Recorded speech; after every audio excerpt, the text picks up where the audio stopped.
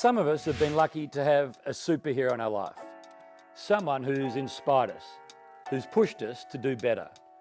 That extraordinary person who's made us believe anything was possible. In this series, Swans and Superheroes, we delve deep with the biggest names at the Swans. We'll explore their greatest influences, their deepest fears about the future, and their hopes for what lies ahead. From on the field to the quiet moments of reflection off it. We'll uncover the stories that have shaped them from boys to men, from heroes to superheroes. You've lived a big life. Who is your superhero or superheroes? I think from a very young age, Gary Ablett has always been mine for a very long time. I was a big Geelong supporter, and yeah, the little master, probably doesn't need any explanation, to be honest. He, I guess, inspired me to play, I think, probably as the way I do today as well, and just the way he goes about and how humble he is. I strive to do exactly what he did in his career.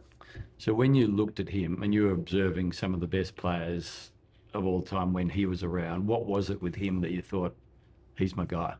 I think, first of all, I was a big Geelong supporter, so that helped at the start. But from the West? Yeah, well, Dad's from Country Vic, so we didn't really know any other team other than Geelong. So, but yeah, I guess at the start, his speed and ability to break games open, really. And at a young age, I loved trying to do that myself. So just that, and how uncompromising he is, and just competitive, and just wants to win all the time.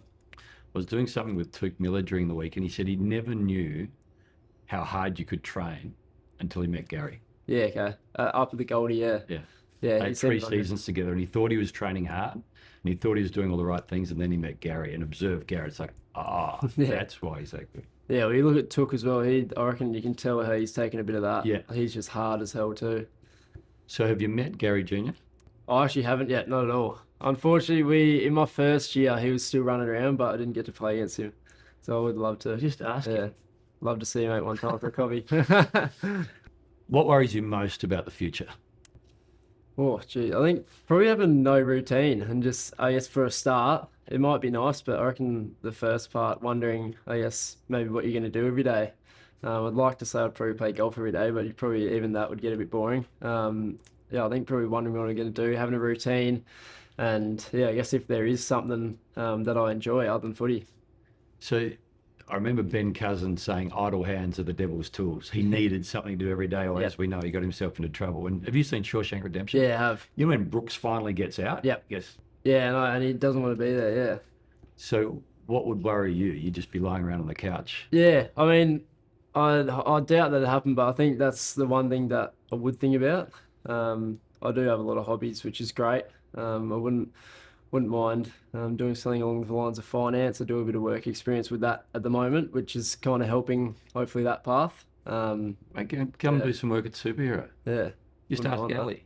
You sure If you need anyone else there, I'll be happy. Do you ever get comfortable? I remember speaking or hearing Chris Judd speak. He said when you arrive at the club, you're desperate to get a game. Yep. And then you start getting games, and then you become really good. You want to maintain that elite level. And then it starts to drop, and you're worried that you're not going to get picked again. So at no point are you ever comfortable? No, it's a very fair point. I think even you get uncomfortable to the point where the games you start to play, even selection, obviously, for a moment you might be safe there, but the standard of games your expectation just keeps getting higher and higher. So I guess like Chris Judds and those type of guys, it's so hard to actually find where you're happy with, because you just love working hard and you love getting better. I think that's what a lot of boys here do too.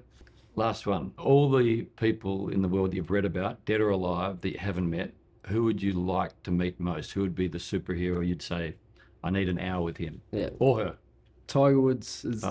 who'd say it in an instant? He's so I guess for the last 6 years or so, probably been the one that I just would die to meet, to be honest. What would you ask him? I reckon I'd just ask how, it is probably just a natural thing, but how he is as mentally strong and uncompromising as he is. He's the greatest of all time golfer, probably up there with the greatest of all time athletes. And he's one of the most dominant athletes to ever play his sport. Ever. And it's the run that he had. You look at stats, and in majors, he's still 200 shots ahead of second. And like just the way he's able to come back from so much adversity that he had too. Had to get through that stuff and then play again and win another major after that. It's just, yeah, unbelievable. Before we let it go, who is Superhero? They are the official superannuation partner of the Sydney Swans. Big tick. What do they do? They make an app, they've made an app. They can help you manage your super. Million plus a Bitcoin. Perfect. Yeah, Yes. get one for you. Well done. That's perfect. Cheers, mate. Thank you. Hopefully see you a few games then. We've got. Really hope you liked this episode. If you did, stay tuned for next week's on Instagram. And don't forget to vote for your favourite superhero of the week online at the Swans website to win a corporate box experience. All thanks to the team at Superhero, the official superannuation partner of the Sydney Swans.